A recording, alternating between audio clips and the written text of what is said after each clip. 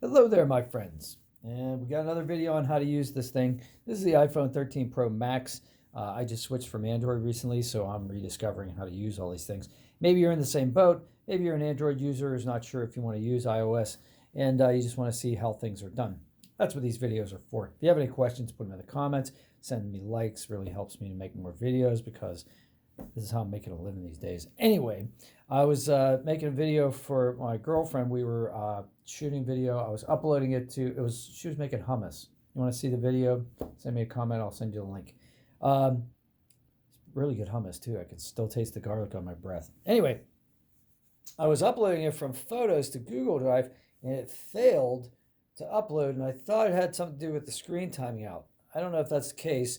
But I'm going to show you how to keep your screen from timing out. So go to settings, go down to display and brightness. Click on display and brightness. Auto lock. All right, that's what they call it in iOS. Auto lock. Hit auto lock. You get these options to choose from, and only these options.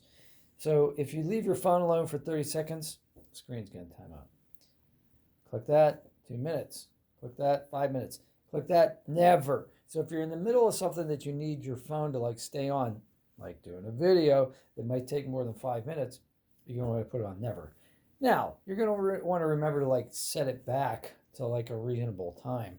I'm going to put it back to 5 minutes because what if you just set your phone down and your screen's just going blazing the whole time? You're going to drain your battery. So the display is the main thing that seems to drain the battery.